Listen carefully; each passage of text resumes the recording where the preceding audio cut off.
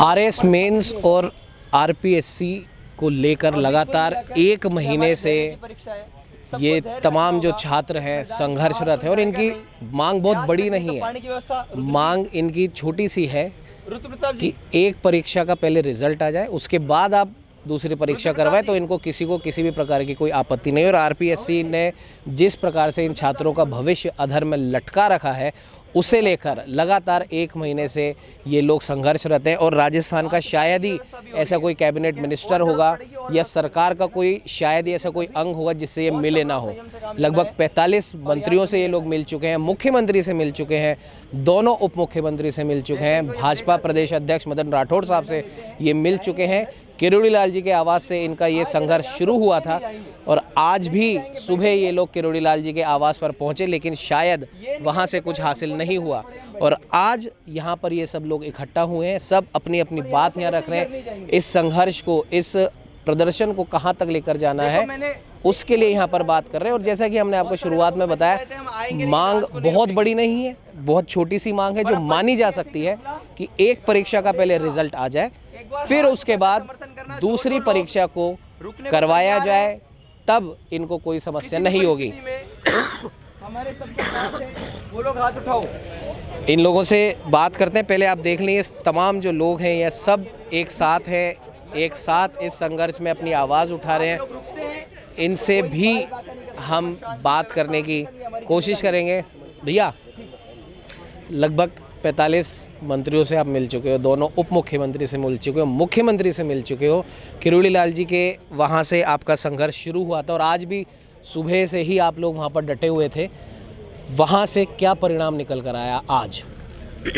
Doctor Kirori Lal ji ने हमसे ये आश्वासन दिया था कि वो हमारे छात्रों के एक प्रतिनिधिमंडल को माननीय मुख्यमंत्री जी से मिलवाएंगे और आज मुख्यमंत्री जी से मिलवाने के लिए वो कुछ विद्यार्थियों के एक प्रतिनिधिमंडल को लेकर भी साथ गए। और अभी मुख्यमंत्री जी जयपुर में न होने के कारण से मुलाकात संभव नहीं हो पाई। कल सुबह शायद मुलाकात संभव हो पाए। अभी ये सब छात्र राजस्थान विश्वविद्यालय एक छात्र स्वाभिमान सभा के लिए एकत्रित आए थे, अपनी मांगों को रखने के लिए एकत्रित आए थे, जहां ये लोग राष्ट्रगान करने वाले थे। लेकिन इन सब छात्रों को अभी प्रशासन ने बहुत सख्ती दिखाते हुए और यूनिवर्सिटी में प्रवेश नहीं करने दिया गया। इसलिए मैंने देखा, मैं यूनिवर्सिटी होकर आया हूँ, यूनिवर्सिटी पूरी तरीके से सुरक्षा व्यवस्था वहाँ पर चाक चौबंद है और जिस पार्क में आप लोग बैठे हैं उस पार्क के बाहर गली तक भी व्यवस्था है। तो इतनी पुलिस हमारे पीछे लगी हुई है, हमारी एक एक बात के पकड़ के पीछे पड़ी हुई है। मुझे लगता है कि अगर इतनी सख्ती या इतनी चौकसी इन्होंने दिखाई होती, यहाँ जो नशे के अड्डे जवाहर नगर में पीछे की तरफ चलते हैं, यहाँ जो चोरियाँ होती है, यहाँ जो डकैतियाँ होती है, यहाँ जो इतने गैंग वॉर होते हैं, उन पे तो मेरे ख्याल से पुलिस की शक्ति का ज़्यादा अच्छा सदुपयोग होता, बजाय ये सब बच्चे जो कि बहुत 5-6 सालों तक लगातार प्रतियोगी परीक्षाओं की तैयारी करने के बाद और इंटरव्यू देने वाले भी बहुत सारे होंगे और बहुत पढ़ने के बाद भी अगर बच्चों को पुलिस की, प्रशासन की मार झेलनी पड़ रही है केवल आरपीएससी की गलतियों के कारण, तो इसमें इन बच्चों का क्या दोष है? हम सब बच्चे इसी इंतज़ार में हैं कि प्रशासन हमारी बात सुनेगा, हमें अनुमति देगा, कम से कम हम अपनी बात एक धरने के रूप में दे तो पाएँ।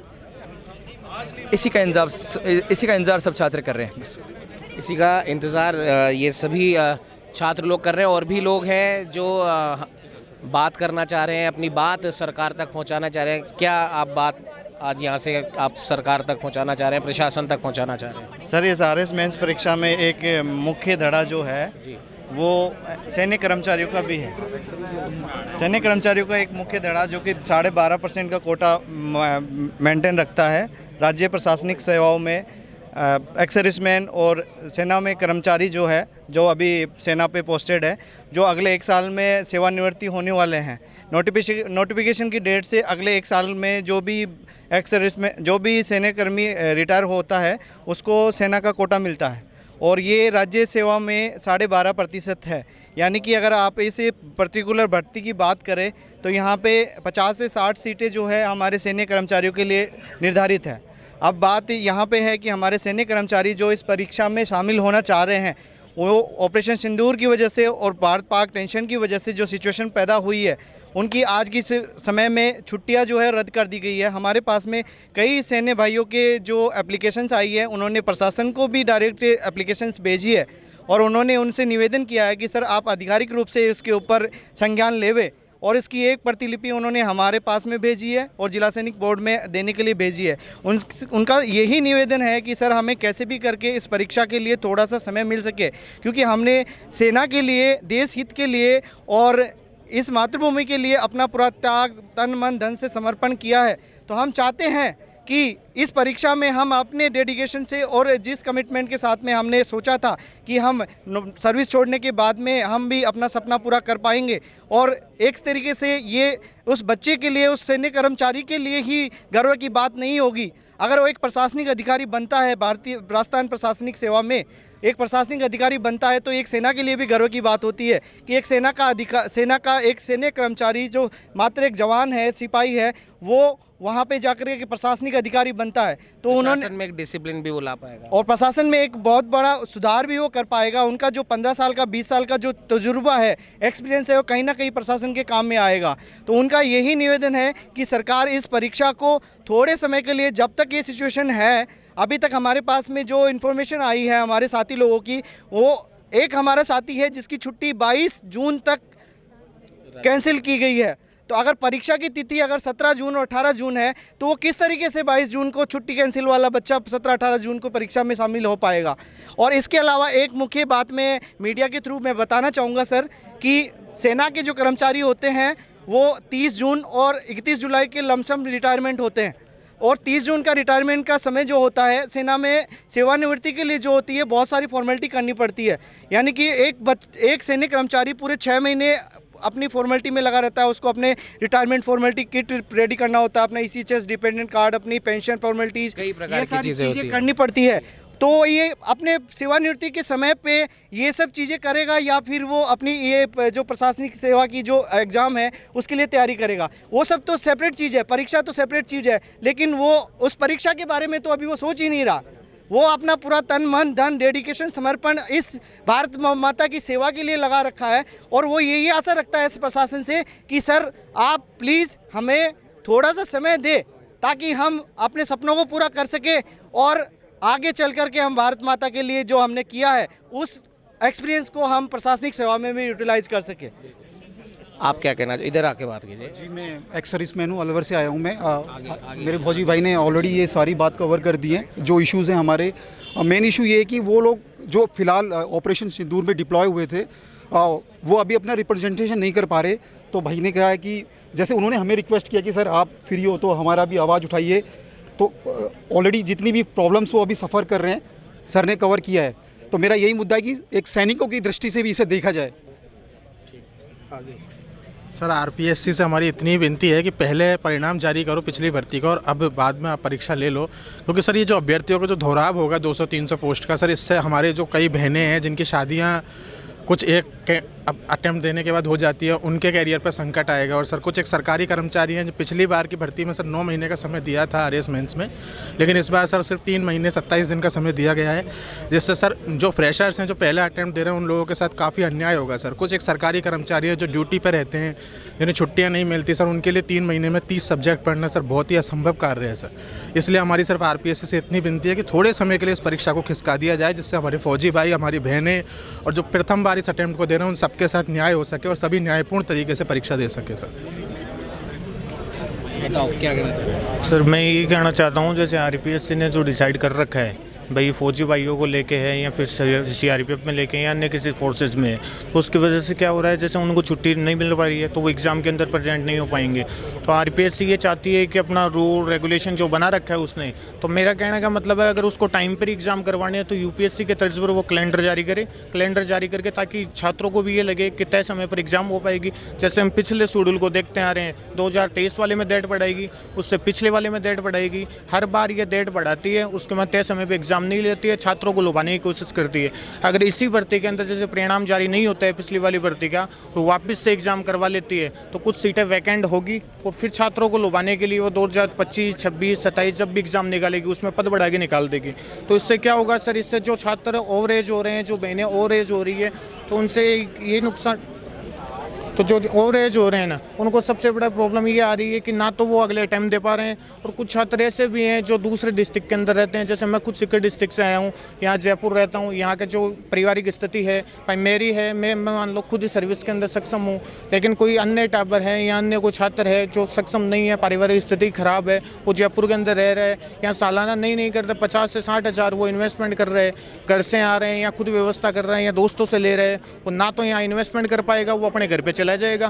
कुछ छात्रों का मनोबल टूट जाएगा, अगली भर्ती आते और कुछ छोटी कांस्टेबल की कोई भर्ती है नहीं जिससे 2-2.5 साल 3 साल के लगभग आरपीएससी इस भर्ती को पूरी करवाती है। तो आरपीएससी और सरकार से यही मांग है, तमाम मंत्रियों से, तमाम एमएलए से, सब छात्र मेरे भाई वगैरह बड़े जो मिल चुके हैं, और सभी के हितों का ध्यान रखते हुए मैं आरपीएससी से और राजस्थान सरकार से यही रिक्वेस्ट करता हूं कि थोड़ा सा इसका टाइम पीरियड जो है हर बार की तरह जैसे आप बढ़ाते आए हो वैसे इसका थोड़ा सा टाइम पीरियड थोड़ा बढ़ाया जाए, चाहे 3, 4, 5, 6 महीने जितना पॉसिबल हो उतना बढ़ाया जाए। साथ ही इस परीक्षा के अंदर जो तिथि तय की गई है 17-18 जून, इसके साथ एक प्रॉब्लम और फेस करनी पड़ रही है। जो एनटीपीसी की एग्ज़ाम चल रही है, कई छात्र ऐसे हैं जो अन्य भर्तियों में लगे हुए हैं, तो एक साथ एक ही दिन 2 एग्ज़ामों में वो प्रेजेंट नहीं हो सकते। तो इस वजह से क्या है, आरपीएससी को ये संज्ञान लेना चाहिए और छात्र हितों में कार्य करना चाहिए। अगर उसने मन बना रखा है कि मैं तय समय पे एग्ज़ाम करवाऊंगी, छात्र हितों को कोई ध्यान में नहीं रखा जाएगा। हम इतने आरएस के स्टूडेंट यहाँ पे बैठे हैं जो प्री क्वालिफाइड है, नेक्स्ट भर्ती कब तक आएगी, कब तक कंप्लीट होगी, इसका कोई शेड्यूल नहीं है। अगर छात्र की एक भर्ती मिस हो जाती है तो सेकेंड भर्ती कंप्लीट होते होते लगभग 5 से 6 साल पूरे हो जाते हैं, जिसको अगर घर की स्थिति देखे या खुद की स्थिति देखे तो स्टेबल नहीं हो पाएगा और दूसरी भर्ती में जाने योग्य और नहीं रहेगा। अब आरएस का विद्यार्थी जो मेंस की एग्ज़ाम देने के लिए यहाँ पर प्रेजेंट हुआ है, अगर वो कांस्टेबल की एग्ज़ाम में जाके बैठेगा तो वैसे ही उसका हास्य बन के रह जाएगा भाई।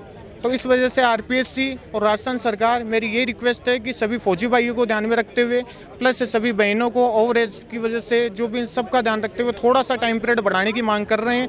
कोई हम कोई भर्ती रद्द की, पद बढ़ाने की या एग्ज़ाम को 1 साल डिले करने की ऐसे अनगिनत मांगे तो हमारी है नहीं। सीमित मांगों के अंदर हम जैसे हर बार ट्रेंड चलता आ रहा है उस ट्रेंड को फॉलो किया जाए, या फिर यूपीएससी के तर्ज पर तो आरपीएससी कैलेंडर जारी करे, तय समय पर एग्ज़ाम करवाए, हर साल भर्ती ले। ये कोई तरीका नहीं होता कि 5-5 सालों से आप एग्ज़ाम करवा रहे हो, 3 साल में एक एग्ज़ाम कंप्लीट हो रही है, 6 साल में अभी 2 भर्ती मिस यूज़ होने पर 10 साल खराब हो जाएंगे, 15 साल खराब हो जाएंगे। तो इतने पैसे ना तो आम छात्र के पास हैं, पैसे वाले लड़के को तैयारी नहीं करते हैं, गरीब लड़का यहाँ पे आता है, गरीब लड़का ही यहाँ तैयारी करता है, मध्यम वर्ग का। कुल मिला के बात यह है कि जो गरीब परिवार से आ रहे हैं, किसान परिवार से आ रहे हैं, उनके सामने बहुत ज़्यादा कठिनाइयों का सामना उन्हें करना पड़ता है। जैसे कि इस भाई ने बताया कि कम 50 से 60 हज़ार रुपये का खर्चा हो जाता है, और उस खर्चे के बाद अगर हाथ में मायूसी लगे तो आप सोच सकते हैं कि न सिर्फ उस बच्चे पे बल्कि उसके परिवार पर क्या बीती है। एक महिला मित्र भी हमारे साथ यहाँ पर मौजूद है, उनसे भी बात करेंगे। क्या कहना चाहोगे आप इस पूरे प्रकरण पर? सर देखिए, एक लड़की होने के नाते सबसे पहले तो हमें 2 मोर्चों पर लड़ाई लड़नी पड़ती है। एक हमें हमारे घर वालों से मौके के लिए, और दूसरा आरपीएससी से। आरपीएससी से हमारी ये मांग नहीं है कि हमें हमेशा टाइम बढ़ाने के लिए, हमें कोई शौक नहीं है सड़कों पे उतरने का, आंदोलन करने का। हर साल पिछली बार भी यही हमारी डिमांड थी कि आरपीएससी यूपीएससी की तर्ज पे एक कैलेंडर जारी करे जिससे स्टूडेंट्स को एक आइडिया हो, वो प्लान कर सके अपनी स्ट्रैटेजी, क्योंकि ये सिविल सर्विसेज है, कोई 1 डे एग्जामिनेशन नहीं है। तो इसलिए हम हमेशा से हमारी यही डिमांड रही है कि एक कैलेंडर जारी हो जिससे हम अपनी स्ट्रैटेजी को उस अकॉर्डिंग फ्रेम कर सके। दूसरा मेरा कहना ये है कि जैसे 2023 की भर्ती अभी कंप्लीट नहीं हुई है, तो जो पदों का दौराव है वो सिर्फ लड़कों के साथ नहीं होगा, लड़कियों को उसकी दोहरी मार झेलनी पड़ेगी, और दूसरा ये है कि 2023 वाली भर्ती अभी चल रही है, तो आप कैसे एक फ्रेशर, जैसे मैं एक फ्रेशर हूँ, मेरा फर्स्ट अटेम्प्ट है, तो जो 2023 के इंटरव्यू में इस साल बैठ रहा है, कैसे आप उम्मीद कर सकती है आरपीएससी हमसे कि जो बच्चा 2 साल से पढ़ाई कर रहा है और एक मेंस का स्टूडेंट जो फ्रेशर है वो 3 महीने में उसके साथ कम्पीट कर सके? तो ये एक लेवल प्लेइंग फील्ड हुआ ही नहीं। हम सिर्फ एक लेवल प्लेइंग फील्ड डिमांड कर रहे हैं, आरपीएससी से कोई हमारी नाजायज़ मांग नहीं है। जो हम मांग रहे हैं अपने हकों की मांग कर रहे हैं। यही बस मेरा आरपीएससी से कहना है कि 17-18 जून, और आरपीएससी हर बार मेंस लेने में ही जल्दबाजी क्यों कर रहा है? वो रिजल्ट जारी करने में भी जल्दबाजी करे। मेंस वो 3 महीने में ले लेगा प्री करवाने के बाद, और उसके बाद रिजल्ट मेंस का जारी करने में वो कम से कम 7 या 8 महीने लेता है। इतने भाई मेंस अगर वो ले रहा है, रिजल्ट लेने में जल्दबाजी कर रहा है, तो सबसे बड़ी बात ये भी तो है ना कि इतने सारे जब बच्चे सेलेक्ट हो जाएंगे तो क्या इतने सारे लोगों के लिए उसके पास वैकेंसी है आगे सरकार में? मैं वही बात कर रही हूँ। और जो लोग ये कह रहे हैं कि 2025 ये 2024 और 25 की संयुक्त भर्ती है, इसीलिए आरपीएससी ने पद बढ़ाए हैं, अदरवाइज वो दूसरी वैकेंसी जारी कर सकती थी। आरपीएससी ने पद बढ़ाए हैं तो ये 24 और 25 की संयुक्त भर्ती है। तो अगर हम इस भर्ती में रह गए तो हमें 26 तक की भर्ती का इंतजार करना पड़ेगा, और इतना मौका किसी भी लड़की को उसके घर वाले नहीं देते। तो आरपीएससी बदलाव चाह रही है यूपीएससी की तर्ज पे, हम उस चीज़ को फेवर करते हैं। Change is the only constant thing, हम चाह रहे हैं, लेकिन अचानक हुआ परिवर्तन हमेशा विनाश का प्रतीक होता है। इसलिए हम आरपीएससी से कहेंगे कि जैसे यूपीएससी की तर्ज पे वो करे ना, यूपीएससी मेंस का एग्जाम लेने सितंबर में मेंस का एग्जाम लेती है और दिसंबर तक, लास्ट दिसंबर तक तो वो अपना रिजल्ट जारी कर देती है। तो आरपीएससी वैसा कर ही नहीं रही है, सिर्फ मेंस लेने में जल्दबाजी कर रही है। 25 सब्जेक्ट होते हैं आरएस मेंस में, प्री के लिए वो 6 महीने का टाइम देती है, मेंस के लिए मात्र 3 महीने। और ओवरलैपिंग सब्जेक्ट्स नहीं है हमारे, बहुत अलग अलग वेरिड डिसिप्लिन से सब्जेक्ट्स आते हैं हमारे। तो बस आरपीएससी से यही है कि अगर वो यूपीएससी को फॉलो करना चाहती है तो सिर्फ अपने अनुसार नहीं फॉलो करे, वो हर एक चीज़ में फिर यूपीएससी को फॉलो करे और मेंस ले। इस 17-18 जून की तारीख को वो स्थगित करे, उसके बाद एक प्रॉपर कैलेंडर जारी करे और उसके बाद हमारा एग्ज़ाम ले। और हर साल हम ये चाहते हैं कि हमारे आगे आने वाले जो युवा हैं उनको भी ये प्रॉब्लम नहीं फेस करनी पड़े, इसलिए वो एक कैलेंडर जारी कर दे। बस यही मेरी आरपीएससी से। और भी कई लोग हैं, उनसे भी हम बात करेंगे। बस थोड़ा आप सभी भाइयों से बहनों से एक ही निवेदन है, थोड़ा छोटा छोटा करके बोले, क्योंकि बहुत सारे लोगों की बात हमें सुननी है। एक छोटी सी चीज़ और इसमें ऐड करना चाहूँगा मैं कि इस एग्ज़ाम के अंदर एक बहुत बड़ा रेशियो जो है पैरामिलिट्री फोर्सेस का भी है।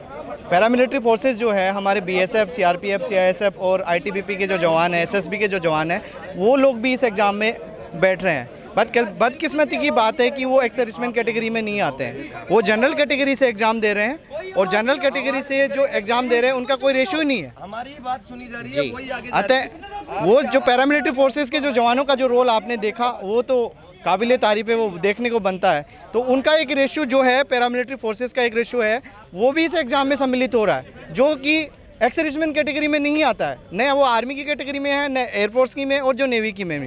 पैरामिलिट्री फोर्सेस के जो जवान हैं, जो अधिकारी हैं, जो आरएएस मेंस एग्जाम्स दे रहे हैं, बहुत सारे ऐसे हमारे कलीग्स हैं जो पैरामिलिट्री फोर्सेस में हैं, वो भी इस एग्ज़ाम में पार्टिसिपेट कर रहे हैं। बट उनके पास में न ये एक्स-सर्विसमैन कोटा है, न सेना कोटा है, वो एक जनरल कैंडिडेट की तरीके से इस एग्ज़ाम में पार्टिसिपेट कर रहे हैं। लेकिन वो उस बॉर्डर पार्क सिचुएशन में इन्वॉल्व है और आप समझ सकते हो कि उनके पास में जो सिचुएशन हुई और उसके बाद में वो एग्ज़ाम में किस तरीके से पार्टिसिपेट कर पाएंगे। वो पार्टिसिपेट करेंगे लेकिन मात्र एक फॉर्मेलिटी के रूप में। तो उनका भी यही निवेदन है कि इस एग्ज़ाम को थोड़ा सा आगे पोस्टपोन किया जाए ताकि वो अच्छे से तैयारी कर सके और अपने भविष्य के बारे में और ड्रीम के फुलफिल कर पाए। थैंक यू जी। मैं श्री गंगानगर डिस्ट्रिक्ट से बिलोंग करती हूँ और हमारा गांव सिर्फ 5 किलोमीटर की दूरी पे है। वहाँ पे जब मेरा मेंस के अंदर आया नाम तो उसके बाद में हमने घर पे बैठ के तैयारी करने की सोची, पर वहाँ पे बहुत ज़्यादा मॉक ड्रिल्स और जो भी वार का स्थिति था बहुत ज़्यादा भयानक था। उस टाइम डर भी था और एक थोड़ा डर के माहौल के कारण, टेंशन के कारण हमारी पढ़ाई उतनी ज़्यादा इफेक्टिव नहीं हो पाई और साथ में टाइम भी हमें बहुत ज़्यादा कम दिया गया। इस सिचुएशन के अंदर हम स्ट्रेस भी हुए, मेंटली प्रिपेयर भी नहीं थे इस चीज़ों को लेके, हमारा टाइम भी बहुत ज़्यादा वेस्ट हुआ।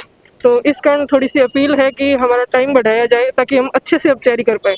अब वहाँ पे थोड़ी शांति है पर फिर भी माहौल अभी भी गर्मा गर्मी वाला है, जिस वजह से थोड़ी दिक्कतें आ रही हैं। पर अगर हमें टाइम ढंग से दिया जाएगा, कुछ महीने और दिए जाएंगे तो हमें अति कृपा होगी आपके सरकार की तरफ से। धन्यवाद। श्री गंगानगर से आई हूँ। मेरा गांव सिर्फ बॉर्डर से 3 किलोमीटर की दूरी पर है। जब सिंदूर ऑपरेशन चल रहा था तब मेरे गांव में ब्लैकआउट था, जिसकी वजह से हम बहुत ज्यादा डिस्टर्ब रहे हैं। आरपीएससी ने ऑलरेडी हमें इतना कम समय दिया था और उस टाइम सिंदूर ऑपरेशन के चलते हमारी तैयारी बहुत डिस्टर्ब हुई है।